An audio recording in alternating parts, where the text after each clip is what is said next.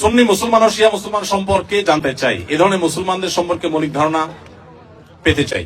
দেখুন, সুন্নি হলেন কোরআন এবং নবী করিম সাল্লাল্লাহু আলাইহি সাল্লামের সমস্ত হাদিসগুলো, বিশুদ্ধ সূত্রে বর্ণিত সমস্ত হাদিসগুলোকে যারা মানে, নবী সাল্লাল্লাহু আলাইহি সাল্লাম এবং তার সকল সাহাবী, তার পরিবারবর্গ সবাইকে যারা মানে, এদেরকে বলা হয় সুন্নি।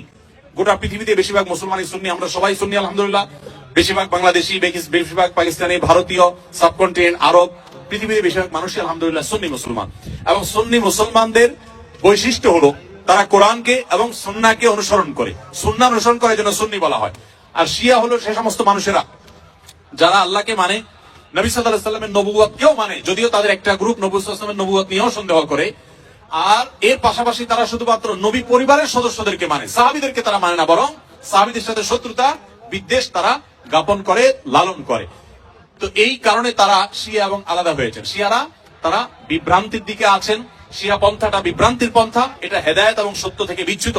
নবী করিম সাল্লাল্লাহু আলাইহি সাল্লাম বলেছেন, আমার পরে তোমরা আমার সুন্নাত, আমার খলিফাদের সুন্নাতকে আঁকড়ে ধরবা।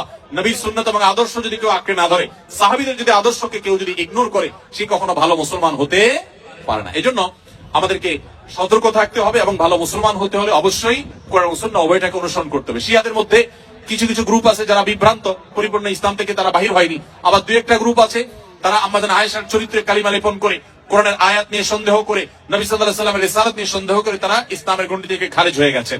আল্লাহ তাআলা আমাদেরকে কোরআন এবং সুন্নাহ উভয়টার অনুসরণ করার তৌফিক দিয়েছেন। আমরা আলে বাইতকে, রাসূলুল্লাহ সাল্লাল্লাহু আলাইহি ওয়াসাল্লামের পরিবারকেও ভালোবাসি, আবার তার সাহাবীদেরকেও ভালোবাসি। আমরা এখানে কোনো বিভক্ত করি না, তারা বিভক্তি করেছে, এই হলো তাদের সাথে আমাদের পার্থক্যের জায়গা।